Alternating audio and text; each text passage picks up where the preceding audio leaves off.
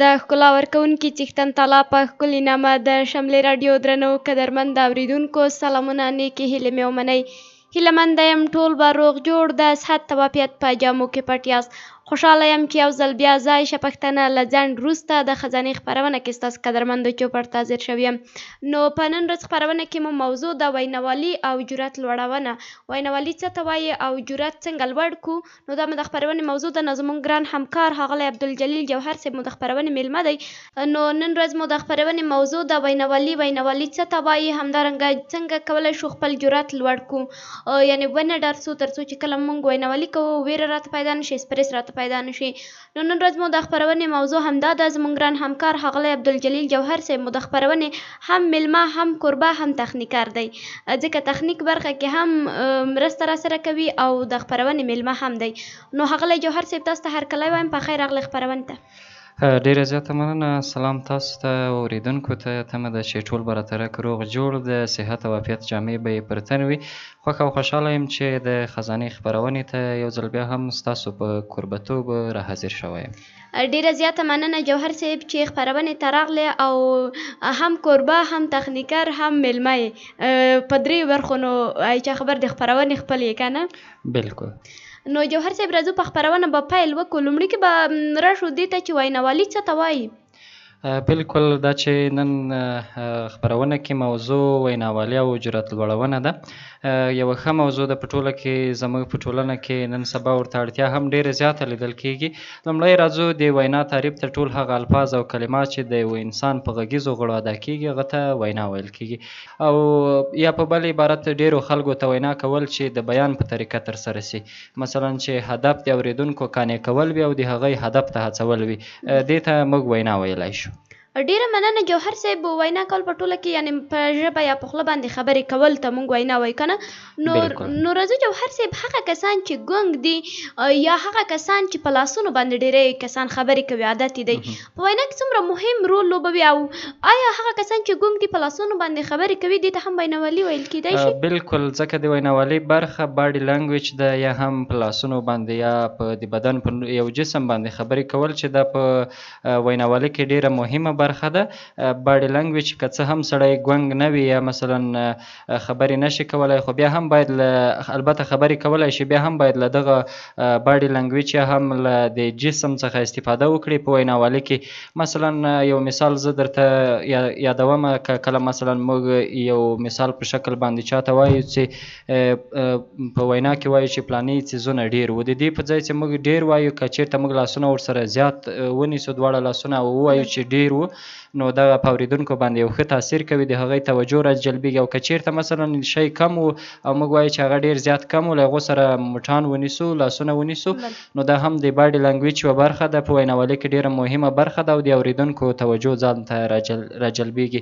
او بل هغه څوک چې خبرې نشي کولی، د هغوی لپاره چې کارېږي، هغه هم خپله د ویناوالي دا یوه برخه ده چې هغه ته باډي لنګویج وایي، یا هم د خپل د جسم ژبه هغه ته ویل کېږي، چې موږ کولی شو چې په خپل د جسم، یا مثلا یو څوک د سترګو په اشاره پوه کول، یو څوک د لاس په اشاره پوه کول، چې دا هم د ویناوالي یوه برخه ده. بلکل، ډیره مننه جوهر صاحب. په اورېدونکو یا هغه کسان چې مونږ او ستاسو وینا اوري، د باډي لنګویج اغیزه څومره ده؟ کله چې مونږ په لاسونو باندې خبرې کوو، له هغه کسانو سره چې په لاسونو ورسره خبرې نه کوي یا لاسونه نه ښوروي، څه توپیر ده؟ په دې کې یوه مهمه برخه دا ده چې که چېرته موږ په لاسونو باندې خبرې کوو، دا زموږ د جرأت لوړونې یوه برخه ده. یعنې ټولو هغه راغلی کسانو ته، مخاطبینو ته دا ښکارېږي چې موږ په لاس باندې خبرې کوو، دا په هغوی باندې یو ښه تاثیر لري. خو ولې په دې کې اکټینګ یا سټایل ډېر مهم ده، چې مثلا موږ اکټ په ځای سره وکړو. بعضې خلک لاسونه خوځوي، خو هغه ویناوالي د جنګ په څېر وي. نو که چېرته موږ تاسې ویناوالي کوو، د ویناوالي د فن مطابق باید موږ مخکې لاړ شو، خبرې وکړو. مثلا لکه تېر چې ما یادوري درته وکړه، د هر څه لپاره باید مطابق یو سټایل ولرو، چې د هغو جملې څخه قدم وهنه ده. مثلا موږ راځو د دریځ مخکې یو څه ځای قدم وهو، په دریځ باندې هغه شاوخوا مطالعه کوو چې خلک راغلي دي، بیا له هغه نه وروسته هغوی ته وینا پیلوو. او د وینا په پیل کې باید موږ تاسې یو قوي پیل واخلو، ځکه هغه یوه اصطلاح ده، وایي لومړی تاثیر تر پایه پورې وي. کله چې موږ په اورېدونکو باندې لومړی تاثیر واچوو، پیل مو قوي وي، نو بیا تر پایه پورې اورېدونکو اوریدونکي له موږ څخه متاثره کېږي. کوم چیرې پیل ګډوډ وي نو بیا هغه مخاطبین خسته کېږي او زموږ وینا ته دومره اهمیت نه ورکوي. ډیره زیاته مننه جوهر صاحب. نو جوهر صاحب راځو د ویناوالۍ اهمیت او ارزښت څه ده؟ بالکل ویناوالۍ ډېر زیات ارزښت لري ځکه چې هر څه چې موږ په ټولنه کې کوو د وینا په اساس یې کوو. که چیرې موږ له چا سره یو ښه چلند وکړو، په ښه شکل وینا ورته وکړو نو هغه ډېر زر قانع کېږي. د دې پر ځای چې موږ وینا نه کوو، خاموشه یو څوک په خاموشي باندې پوه کول ډېره سخته خبره ده. خو که چېرته موږ د وینا له لارې موږ ښه ویناوال وو، له موږ سره فن وجود درلود، د وینا یو ښه فن له موږ سره شتون درلود، نو بیا موږ کولی شو چې خلک په ډېر اسانۍ سره قانع کړو او عمل ته یې وهڅوو. مثلا که د تعلیم برخه کې موږ هر څومره خبرې وکړو هغه ګډې وډې وي، هغه په چا باندې دومره تاثیر نه کوي. خو که یو څوک ښه ویناوال وي او د وینا ښه هنر له ځان سره ولري، کولی شي چې په یو څو مثالونو باندې یو څوک قانع کړي درس ویونې ته. مثلا یو څوک درس نه وایي، د ویناوال باید له ځان سره دا هنر ولري چې هغه قانع کړي. مثلا یو قانع کېدی د تعلیم په ټولنه کې رواجول یو دا ده چې مثلا هغه یو بیلګه وړاندې کوي. مثلا وایي چې تاسو وګورئ پاکستان ته، ایران ته، چین ته وګورئ څومره پرمختګ یې کړی ده. اصلي لامل یې څه شی ده؟ له اوریدونکو څخه پوښتنه کوي یا له مخاطبینو. هغه ورته وایي چې یوازینی څه چې پرمختګ یې رامنځته کړی تعلیم ده. نو دی ورته وایي چې موږ تاسې ولې تعلیم نه کوو؟ او که یو څوک په جدي شکل باندې ویناوالۍ له فن سره بلد نه وي، اشنایي ورسره ونه لري، او چاته وایي تعلیم وکړه، بغیر له دې چې هغه ته یې ارزښت وښایي او ارزښت ورته بیان کړي، ډایرکټ هغه ته وایي چې ته تعلیم وکړه.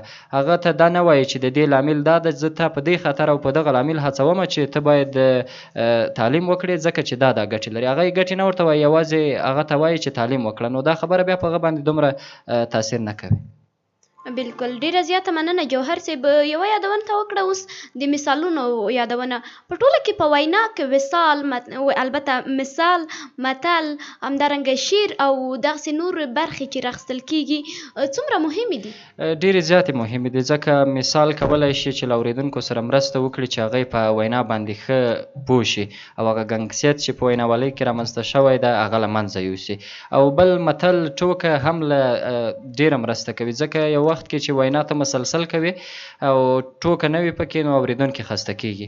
نو حتما به ته د هغې لپاره یوه داسې ټوکه برابروي چې هم د موضوع مطابق وي، هغه د تا له موضوع څخه بهر وتلې خبره نه وي، په معیار برابره وي. او بل متل له موږ سره ډېره مرسته کوي ځکه متل هغه څه ده چې موږ تاسو ته ډېر څه را زده کوي. یعنې که زموږ تاسې عمر ډېر کم ده، که چیرې موږ تاسو ټول عمر په تجربه باندې تېروو چې موږ یې لومړی په ځان تجربه کړو بیا یې وروسته په ژوند کې عملي کړو، نو دا بیا ډېره سخته ده. نو د دې په ځای چې موږ په لنډ وخت کې له یو څه څخه عبرت واخلو، له یو څه څخه په اصطلاح متاثره شو، هغه باید متلونه استفاده کړو ځکه تېرې خبرې چې کومو معلمانو کړې، پښتنو مشرانو کړې دي، دا واقعا هم د چا خبره د کاڼي کرښې دي او باید موږ استفاده ځینې وکړو چې دا هم همیشه یې په ثبوت رسېدلې خبرې دي. بالکل ډیره زیاته مننه جوهر صاحب. راځو او په څو برخو دا وینا چې دا په ټوله کې په څو برخو ویشل شوې جوهر صاحب؟ وینا په ټوله کې موږ په دریو مهمو برخو باندې ویشو چې وینا باید په دریو برخو وویشل سي چې یو ویناوال ده، دوهم وینا ده او دریم اورېدونکی ده. یعنې دغه درې برخې لري. ویناوال هغه څوک ده چې خبرې کوي، یعنې ته خپله مثلا ته ما سره خبرې کوي ته ویناوال شوې. او دوهم هغه څوک ده چې وینا ورته کوو. موږ غواړو چې یو چا ته موضوع وړاندې کړو، مثلا موږ ته ډېری کسان ناست دي، دغه ټول څه شی دي؟ د وینا برخه ده ځکه وینا موږ چاته کوو؟ وینا موږ همدغه خلکو یا مخاطبینو ته کوو. درېیمه اورېدونکي د هغه ډله خلک چې البته موږ وینا ورته کوو. په بښنې سره وینا کله چې موږ تاسې وینا کوو، وینا خو د موږ تاسو له لورې کېږي، خو چاته کېږي؟ مخاطبینو یا هم اورېدونکو ته کېږي چې دغه درې برخې وینا له ځان سره لري. نو راځو بیرته د خپلې موضوع اړوند خبرې پیلوو. ښه ویناوال چاته ویلی شو؟ څه وخت یو څوک ښه ویناوال کېدلی شي او ویناوال چې کله خبرې کوي کوم نکات باید په نظر کې ونیسي تر څو موږ او تاسو ښه ویناوال ورته ووایو؟ بالکل ښه ویناوال هغه چاته ویل کېږي چې یو څوک عمل ته وهڅوي. مثلا ویناوال هدف دا وي چې اورېدونکی یوه کار ته وهڅوي. په ټوله کې ویناوال په دوو برخو ویشلی شو. په دې کې مثلا یو څوک وینا کوي، وینا پر مهال اورېدونکي وایي چې څومره ښه غږیږي، یعنې او بل کس بیا د دې مطابق راځي وینا کوي، هغه وایي چې راځئ چې موږ دغه کار وکړو کومې چې خبرې کوي. نو په دې کې ښه ویناوال هغه څوک نه ده چې وایي چې دا والله ښې خبرې کوي. د ښو خبرو ول ښه ویناوال نشي کېدی. ښه ویناوال هغه ده چې یو څوک عمل ته وهڅوي.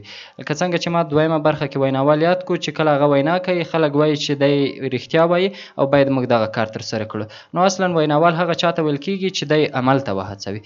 د ویناوالۍ برخه کې ډېر شیان شته چې په هغو کې مثلا که چیرې موږ غواړو لومړی باید په ځان باندې کار وکړو.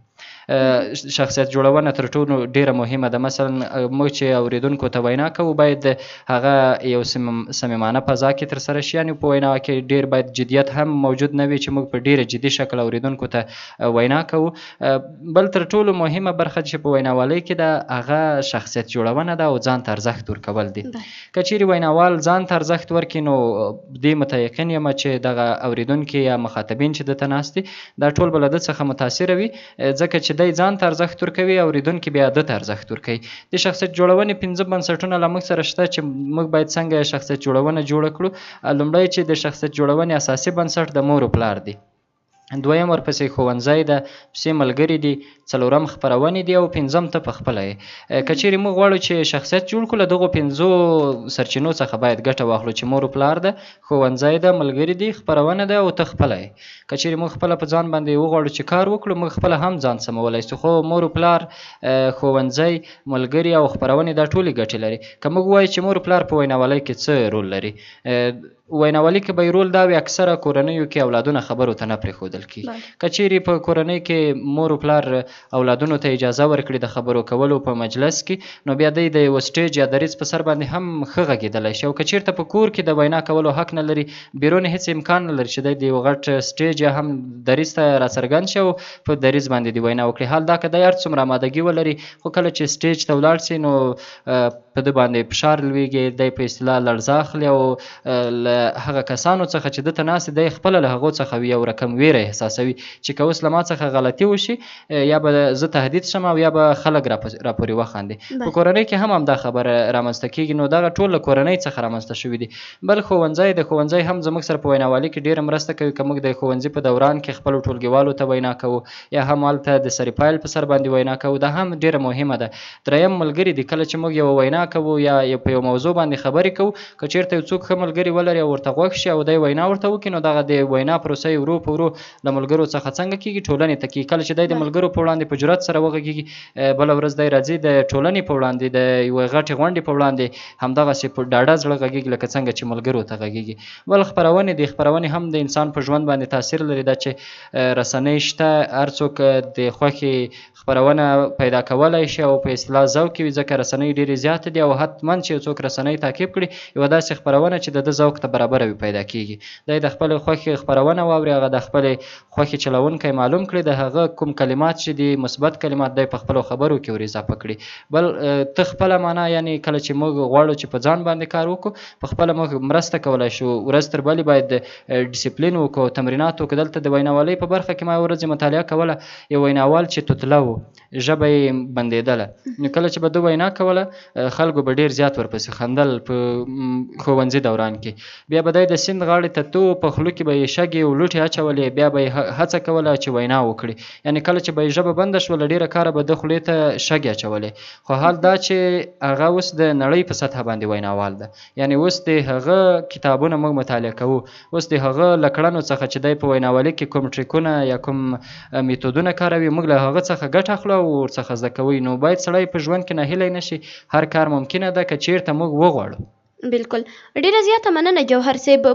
ښه ویناوال یا ښه وینا چې کله یو څوک کوي، آیا هغه شخص چې مثلا موږ او تاسو په ټولنه کې ګورو چې والا پلانی شخص هغه اخلاق ښه دي یا په ټوله کې اخلاق په وینا کې څومره مهم دي، په مثلا د باندې محیط کې کله چې بهرني محیط کې موږ له یو چا سره مخامخ کېږو څه ډول اخلاق باید ولرو، او بیا کله چې موږ د سټیج په سر وینا کوو که هر څومره ښه وینا هم وکړو ستاسو له نظره شخصیت مو ښه نه وي، اخلاق مو ښه نه وي، هغه وینا بیا په هغه نور کسان باندې یا مخاطبونو باندې کوم اثر لري او کنه؟ مخکې ما یادونه وکړه چې د وینا لپاره چې موږ وینا کوو لومړی باید موږ پراخه مطالعه ولرو. بله. دویم ورپسې ښه اخلاق لرل دي.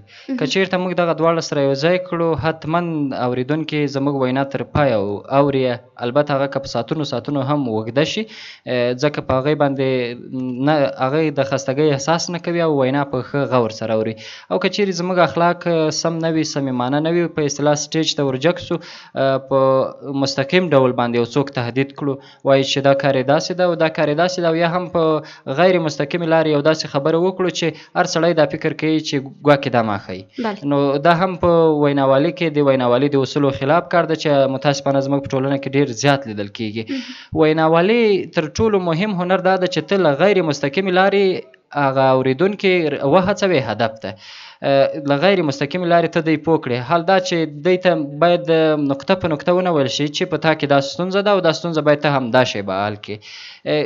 ویناوال له ځان سره بیلګې لري، ویناوال له ځان سره مفکوره لري، ویناوال له ځان سره خپله ایډیا لري چې پر دی باندې یې ومني، خپل هدف لري په وینا کې چې د ما هدف د دې وینا څخه څه شی ده.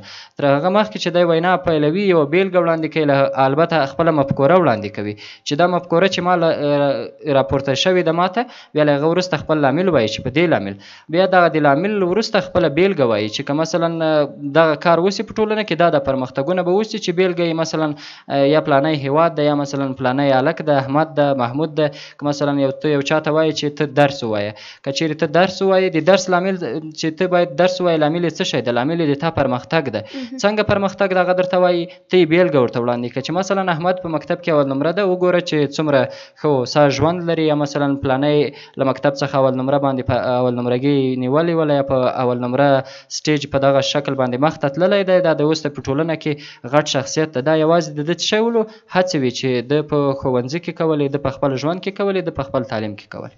ډیره مننه جوهر صاحب. نو اوریدونکو ته بیا هم وخت ورکوو یو څه اړیکه به راوصل کړو د خپرونې په دوام کې په 0 شپږ 9 شپږ 9 پنځه 0 څلور شپېته یو پنځوس اوه پنځوس یو پنځوس 0 شپږ اتیا شپږ 9 شپږ 9 شپږ 20. جوهر صاحب له اړیکو نه مخکې اړیکې نه راوصلوو نو یوه پوښتنه لرم په دې برخه کې به بیا هم پوښتنه وکړو ځکه د وینا پر مهال کوم ټکي باید پاملرنه ورته وکړو؟ بالکل د وینا پر مهال موږ باید درې ټکي په نظر کې ونیسو. د وینا پیل ده، منځ ده او پای ده. لومړی موږ چې کله وینا کوو، لومړی مخکې له دې چې موږ وینا ته ولاړ سو، لومړی باید اورېدونکي مطالعه سي.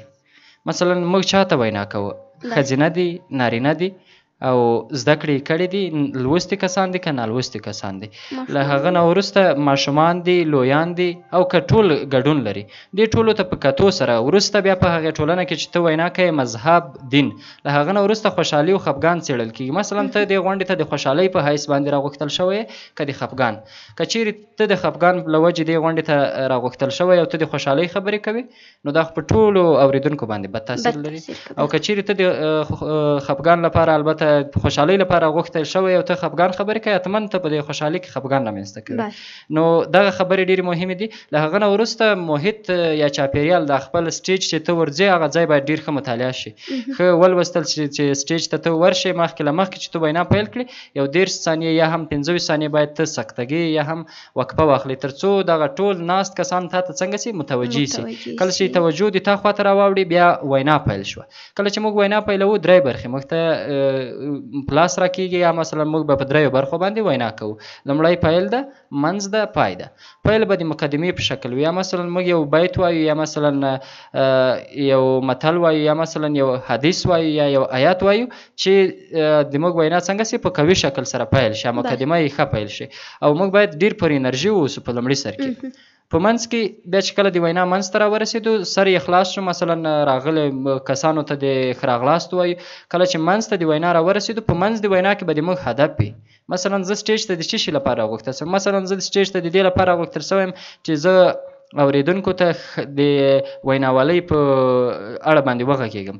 نو مخکې له دې چې زه وار له وره سټیج ته ورجګ سم او وار له وره د وینا تعریف شروع کړم، دا په هغې بد تاثیر لري. مخکې له دې به موږ مقدماتي جملې لرو چې وینا پیل کړو تر څو هغه په اورېدونکو باندې ښه تاثیرات ولري او اورېدونکي نور هم متوجه شي، یا ښه بیت ولرو یا مثلا له ځان سره یو داسې څه ولرو چې ته په ځان ډاډه واوسې چې که چیرې زه دا ووایم او په ښه شکل سره یې پیل کړم اورېدونکو به د خوښې وړ وګرځي. منځ ته چې کله راورسېدو خپل هدف به ورته بیانوو. مثلا ته سټیج ته په دې خاطر باندې جګ شوی چې د تعلیم اړوند وغږېږي، ته باید د تعلیم په اړه باندې خبرې په منځ کې پیل کړې. کله چې د په منځ کې خبرې پیل کړې پایلې ته رسېږي، پای ته. کله چې پای ته ورسېدې په پای کې باید ته نتیجه له ځان سره ولرې. اورېدونکي باید تا په دې قانع کړي اوسي چې مثلا د تعلیم ګټې شته او که نه شته. که چیرې د تعلیم ګټې وي اورېدونکي هم باید په دې باندې څنګه وي پوره ډاډه وي. یعنې ته کله چې اورېدونکو ته ګورې د هغې سترګو کې نظر اچوې ته پوهېږې چې دوی دومره پوه شوي دي چې د وینا ګټې شته او یا نه شته. سړي ته له خپلې وینا څخه څنګه کېږي اندازه ګیري کېږي او اندازه ورته لګېږي چې زما وینا څومره متاثره وه. نو په ټوله کې وینا چې موږ کوو دغه 3 برخې دي. نورې هم ډېرې برخې دي چې هغه د وینا په مهال مثلا موږ باید څه وکړو چې ما درته ویل چې باډي لنګویج ته د خلکو په سترګو کې سترګې اچول دي، هلته چې کوم مشران ناست دي د هغې نومونه له ځان سره نوټ کول دي، هغې هم په دې خبره کې در شریکول دي. مثلا ته خبرې کوي چې تعلیم ګټور ده، بیا مثلا غږ کوي چې که څنګه احمد درته د و په سر باندې سر خوځوي، نو هغه دې هم په خپله وینا کې څنګه که را شریک کړه. نو دا بیا د اورېدونکو لپاره یا د مخاطبینو لپاره د خستګۍ احساس نه کېږي او هغې د تا له وینا څخه خوند اخلي.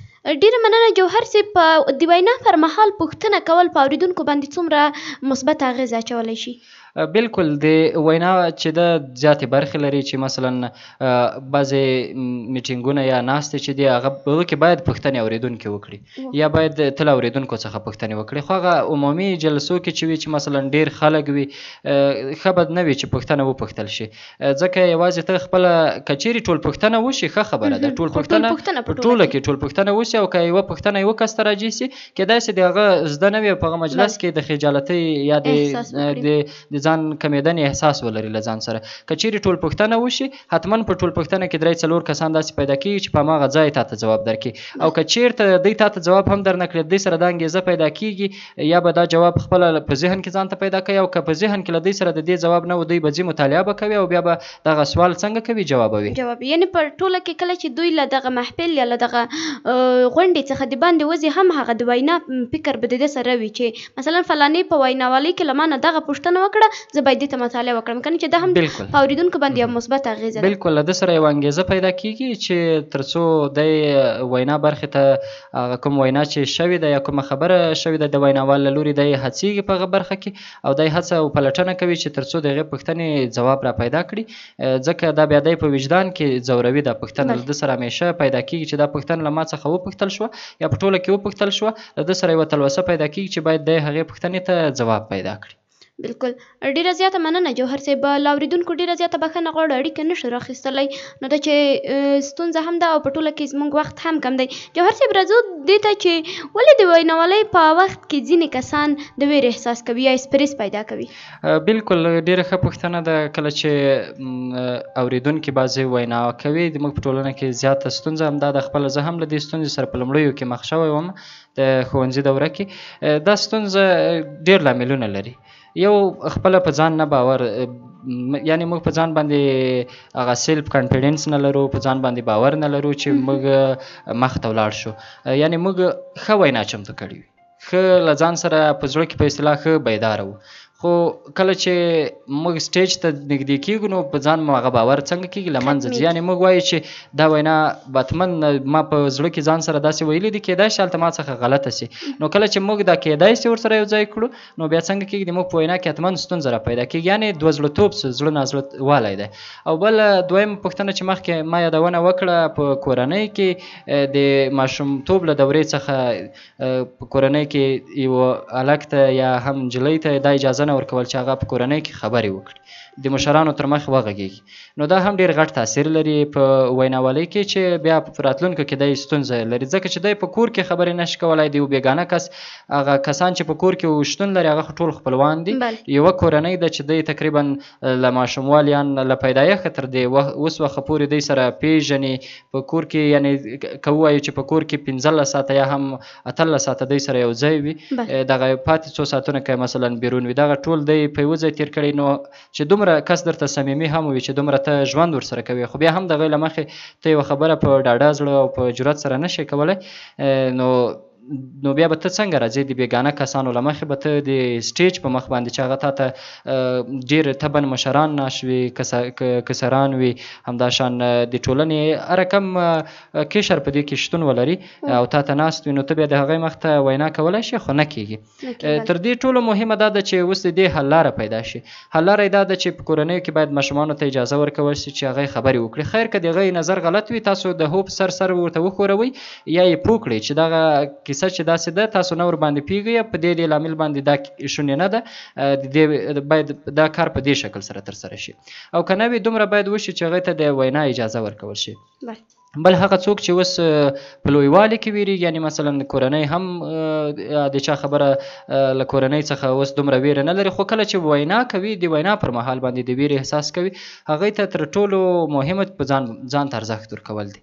کله چې موږ تاسو ځان ته ارزښت ورکړو او موږ په ځان باندې باور ولرو، خو داسې نه کېږي چې وار له واره موږ د دریځ باندې راڅرګند شو. موږ یې باید لومړی له څه شي پیل کړو. لومړی که د ویناوالي کتابونه وګورو، هغه وایي که چېرې ته د چا مخ ته خبرې نشې کولی، د هندارې مخ ته وغږېږه. که د هندارې مخ ته نشې غږېدلی، حتی یو مثال یې راخیستی په کتاب کې، په کوټه کې بالښتونه درته کېږده، موږ ته داسې خطاب وکړه چې مثلا دا خلک ماته ناست دي، هغوی ته خبرې وکړه، ولاړ شه بیرون ودرېږه په یوه آزاده فضا کې، یو څه ځان ته مخاطب کړه، هغوی ته خبرې وکړه. له هغه نه وروسته دا پروسه مخ ته راځي، په کورنۍ کې بله ورځ خبرې وکړه، بله ورځ را ولاړ شه ملګري کېنوه، د یوې وینا په توګه ورته ووایه چې زه به په دې وینا تاسو ته خبرې وکړم، تاسې ماته د ما نیمګړتیاوې په نښه کړئ. بله ورځ راځي په ښوونځي کې غږېږي، بله ورځ راځي په یوه غټ دریځ باندې راڅرګندېږي. نو سټیپ بای سټیپ، زینه په زینه باندې څنګه کولی شي مخ ته تللی شي. بالکل، ډیره زیاته مننه جوهر صاحب. دلته به یوه پوښتنه بیا ذهن ته مې راځي، کله چې یو ماشوم په کورنۍ کې خبرې کوي، په ټولو کورنیو کې دا ستونزه شته چې هغه خبرو کولو ته نه پرېږدي، بیا بالخصوص په پښتنو کې بیخي ډېره دا ستونزه ده که نه. که چېرته وغواړو مثلا موږ مشران یا په ټوله کې هغه د کورنۍ مشران ووایي چې د دې ماشوم خبرې خو په ټوله کې صحیح نه دي، یا زموږ په درد نه خوري که نه، زموږ کله چې دی دغه خپله موضوع تشریح کوي یا هم کوم نظر په یو څه باندې ورکوي، هغه زموږ په درد نه خوري، حداقل که هغوی وغواړي تر څو پورې د هغه نظر واوري او بیرته هغې باندې عمل ونه کړي یا هغه ته قناعت ورکړي چې دغه ستونزه اوسه، دا به تر ټولو ښه حل لاره نه وي او په راتلونکي کې به هغه ماشوم باندې منفي اغېزه هم نه کوي، که څنګه؟ بالکل، په ټوله کې داسې نه چې ماشوم ته د هو ویل او بیا د هغه ځواب پته نه لګېدل، دا هم په ماشوم باندې بد تاثیرات لري. که چېرې موږ ماشوم ته هو وایو، هغه موضوع ماشوم دومره جدي نه نیسي. که چېرته هغه په دې پوه شوي چې موضوع جدي ونه نیوده، همدغسې پسې پرېږده. او که چېرته ماشوم موضوع جدي نیسي، حتما به ته د یوه د حل لاره ورته را پیدا کوې، یا به هغه ته قناعت ورکوې او یا به په دغه پوښتنه کې، په دغه نظر کې څنګه کېږي، ورسره توافق کوې او ورسره منې به یې چې بالکل دا د تا خبره ده او باید همداسې عملي کړو. او که چېرته عملي کېږي نه، هغې ته ښه ویناوال هغه څوک ده چې هغې ته قناعت ورکړي، هغه عمل ته وهڅوي، مثلا ورته ووایي چې دا کار په اوس وخت کې شونې نه ده، کېدای شي په راتلونکي کې وشي، یا کېدای شي دا کار موږ وکړو دا د بدې پایلې رامنځته شي، او په اصطلاح هغې ته قناعت، طبعا به ماشوم سخته قناعت ترلاسه کوي، خو باید زموږ دنده همدا ده چې ماشومانو ته قناعت ورکړو. بالکل، یعنې په ټوله کې مثبت او منفي ټکي ورته په ګوته کړو که نه. ډېره زیاته مننه جوهر صاحب. راځو د ښه وینا کولو لپاره حل لارې څه دي؟ بالکل، د ښې وینا لپاره حل لارې مخکې موږ ورباندې خبرې وکړې چې بیا ځلې به تکرار ښه نه وي، ځکه چې ښه وینا کول چې دغه باید موږ قوي پیل واخلو. ورسره څنګ کې د وینا منځپانګې ته باید پاملرنه وکړو او د وینا پای ته پاملرنه وکړو چې دغه درې برخې دي. بل د وینا لپاره چوکاټ جوړیږي چې موږ وینا کوو. اکثره کسان وینا کوي هغې په موضوع کې ګډوډ شي، مثلا یوه موضوع انتخاب کړي، له دې نه چې دی سټیج ته ورپاڅېږي هلته خبرې ترېنه ګډوډې شي، هېڅ هغه خبره یې ښه په ذهن کې په یادو چې زه به مخاطبینو ته دا خبره کوم، خو له ذهنه یې وځي. د دې لپاره موږ یو سیستم لرو یا هم په اصطلاح فرمول لرو ورته په ویناوالۍ کې، چې تقریبا 4 فرمولونه دي چې یو 2 دانې زه دلته یادوري کوم ځکه چې وخت هم کم ده او باید یادوري هم شي. نو یو ده چې د دایرو میتود ده. موږ باید په کاغذ باندې 15 دایرې وباسو. 15 دایرو کې موږ مثلا په لومړۍ دایره بیا مثلا هغې نمبر ګزاري کوو لومړۍ تر 15مې پورې. په لومړۍ کې لیکو مثلا د موږ د وینا پیل، پیل مو وینا ولیکل په دویم کې موږ لیکو مثلا د موږ هغه ډېره مهمه خبره په دویمه کې لیکل کېږي، په دریمه کې مثلا د هغې یوه بیلګه لیکل کېږي چې مثلا که چیرې زه دوی ته دا وینا وکړم دغه بیلګه یا مثلا دا متل یا به دا ټوکه زه دوی ته ووایم په دې منځ د وینا په منځ کې. په څلورمه برخه کې چې موږ ورو ورو پای ته نږدې کېږو په پای کې باید موږ مثلا هغه په ډېر ماهرانه شکل سره اورېدونکي څنګه کړو، بیرته هغه د منځ خبرې ته څنګه کړو. اوس خو دا چې په منځ کې ټوکه شوې ده یا په اصطلاح بیلګه ویل شوې ده، اورېدونکو یو څه توجه بلې خواته اوښتې ده، بیرته موږ په مستقیم ډول باندې بیرته راځو خپلې وینا ته او چې په اصطلاح پای هم ده او د پای په پیغام کې چې زه له اورېدونکو څخه څه غواړم هغه باید په دغه څلورمه او پنځمه دایره کې څنګه شي. په پنځمه دایره کې باید وینا راونغاړل شي او په څلورمه دایره کې باید اورېدونکي خپل هدف ته متوجه شي. زه تاسو ته د دریځ په سر باندې ولاړ یم، د ما هدف څه شی. بالکل ډیره زیاته مننه جوهر صاحب. نو راځو جوهر صاحب که دا هم اورېدونکو ته وایي څنګه کولی شو بغیر له ویرې وینا وکړو؟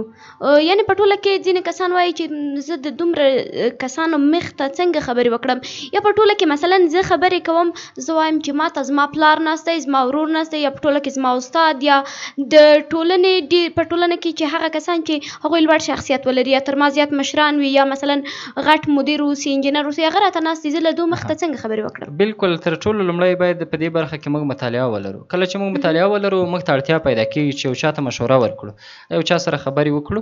دغه یو ټکی پاته شوی، نور ټکي اداوري وسوه چې مثلا که موږ وینا نسو کولی باید پیل یې له هندارې څخه وکړو، همداسې له ملګرو، همداسې له ښوونځي، همداسې مخکې لاړ شو. کله چې موږ بیا مخکې ځو زینه په زینه بیا موږ څنګه کولی شو چې د مشرانو مخ ته هم په ډېره اسانۍ سره خبرې کولی شو. ډیره زیاته مننه جوهر صاحب. څنګه د وینا په مهال د خلکو توجه ځان ته راواړوو؟ د وینا په مهال کله چې موږ وینا کوو تر ټولو زیاته توجه چې موږ جلب البته د مخاطبینو ځان ته جلبوو هغه لومړی دا ده چې کله موږ دریځ ته ځو 10 ثانیې موږ یا 15 ثانیې له ځان سره وقفه اخلو او مخاطبینو ته ګورو، هغه څنګه کوو ځان ته متوجه کوو. بل د وینا پر مهال موږ د اورېدونکو سترګو ته ګورو، د یو کس نه بلکې دغه مسیر څنګه کوو بدلوو را بدلوو. او بله خبره دا ده چې موږ باډي لنګویج څخه استفاده کوو، مثلا په لاسونو باندې ډېر غږیږو، په لاسونو باندې اشارې کوو، هغه سټایل مطابق هغه د خبرې مطابق لکه ما چې مخکې د خپرونې پیل کې یاداوري وکړه. ورسره څنګ کې موږ د غونډې منځ کې که چیرې مثلا پروجیکتور لګېدلی وي یا بل څه وي د هغې څخه لږ را دې خواته دا د سټیج په سر باندې قدم وهه، دا هم څنګه کوي د اورېدونکو توجه ځان ته ډېر جلبوي. بالکل ډېره مننه جوهر صاحب. که فکر وکړو یو انګلیسي یو ویناوال دی په انګلیسي باندې وینا کوي، استاد به موږ ته ویډیوګانې ښودې، هغه یو ځای کې وینا کوي اورېدونکو ته دغه هغه بیانوم ځکه هغه یو ځای کې وینا کوي جوهر صاحب یو ډېر غټ تالار کې ناستی، نو ډېری کسان د باندې دي خپل ساتیري کوي او ډېری کسان چې دي چې همدلته په داخل کې ناست هم دي خو ټول یا په تلیفونانو کې مصروفه دي، یعنې په ټوله کې د هغه وینا ته توجه نه کوي.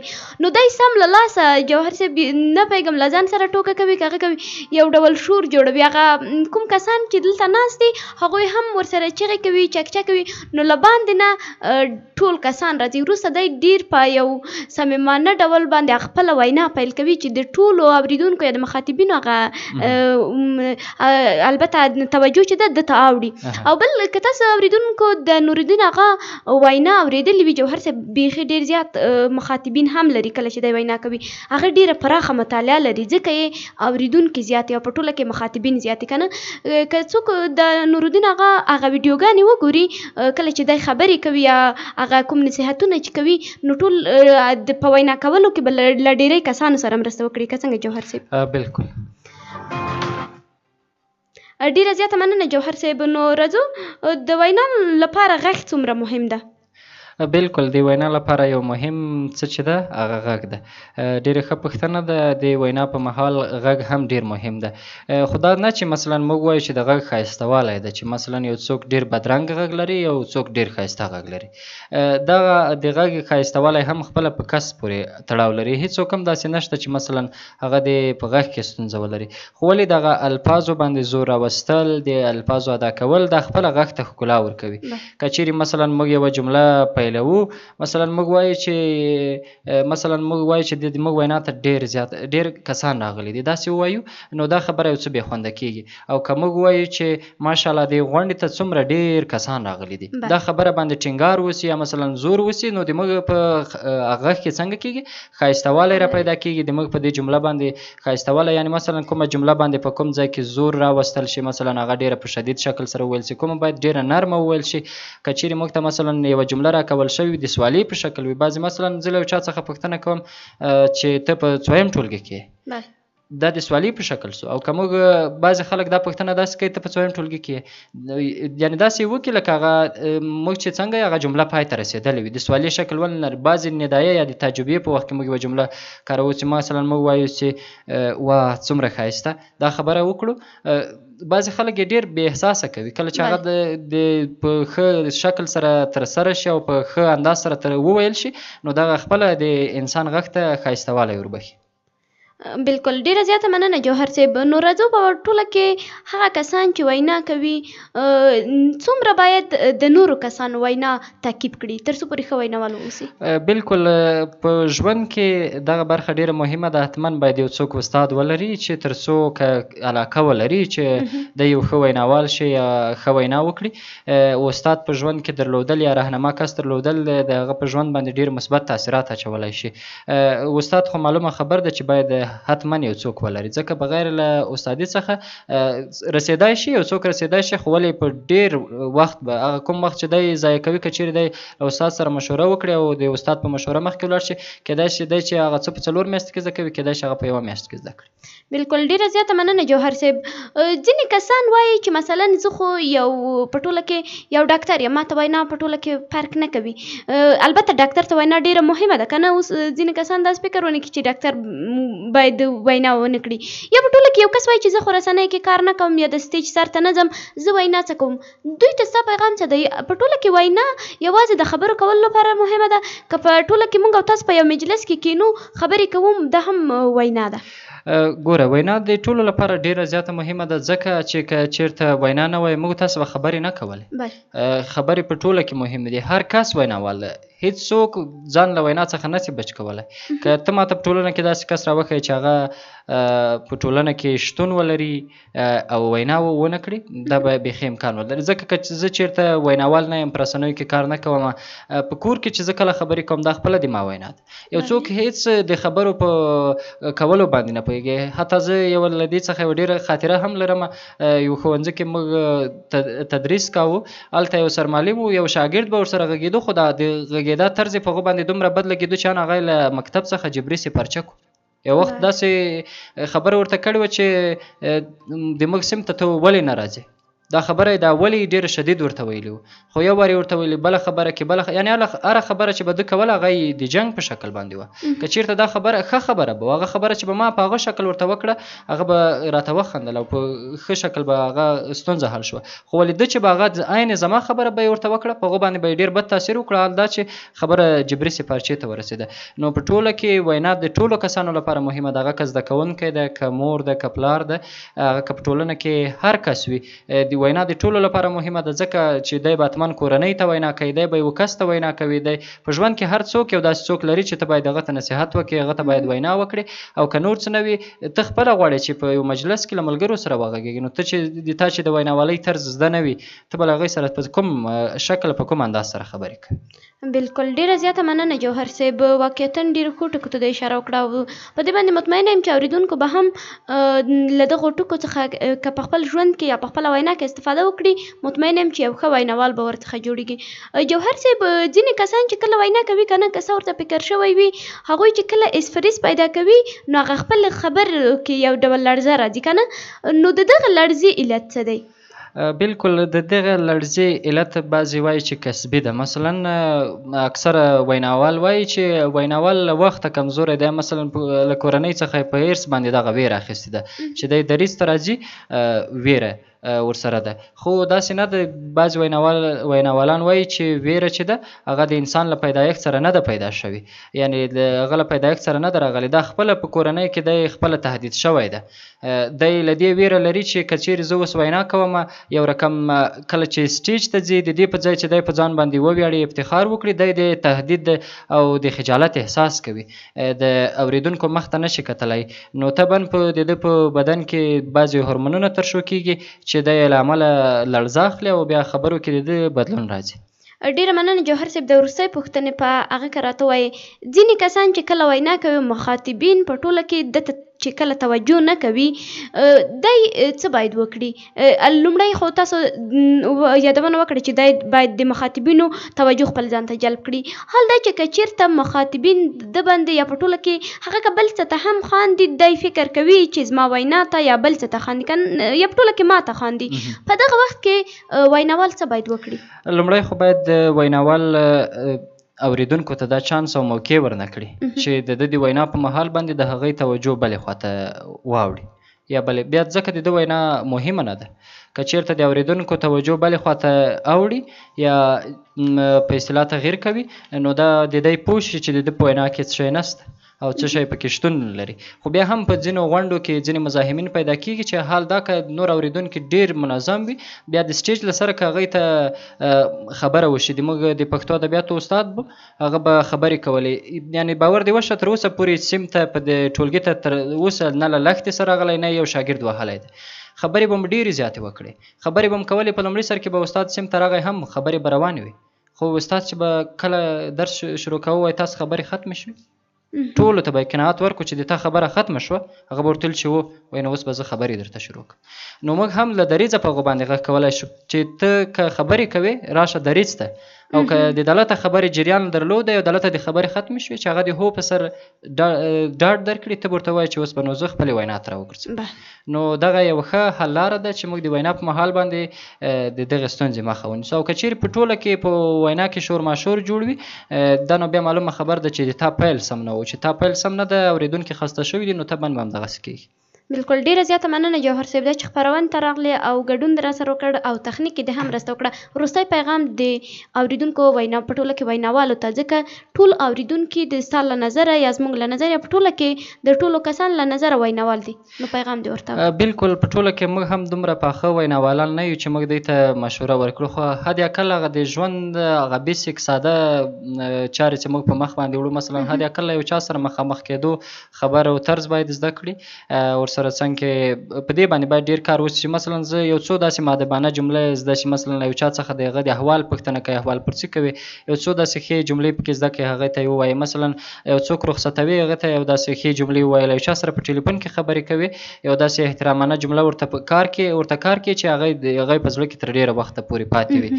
نو دا په ټولنه کې تر ټولو ډېره مهمه برخه ده چې دا د عمومي کسانو لپاره ده. هغه څوک چې غواړي پروفیشنل مسلکي ویناوال چې هغه باید په ځان باندې ډېر کار وکړي، باید مطالعه ولري، باید د ویناوالۍ کتابونه مطالعه کړي. هغه کسان چې په اصطلاح د افغانستان په سطحه یا د نړۍ په سطحه باندې مویشنل سپیکران دي یا هم ویناوالان دي، د هغې هغه خصوصیات په ځان کې پیدا کړي، هغې تعقیب کړي چې دوی محبوبیت د دوی د مشهورتیا لامل څه شی ده چې دوی په ټولنه کې دومره مشهوره شوي دي، کوم پوینټونه دي، کوم ټکي دی لري په ځان کې. بالکل. ډیره زیاته مننه جوهر صاحب چې خپرونې ته راغلی او ګډون دې راسره وکړ. له تاسو هم ډیره مننه چې موږ ته وخت.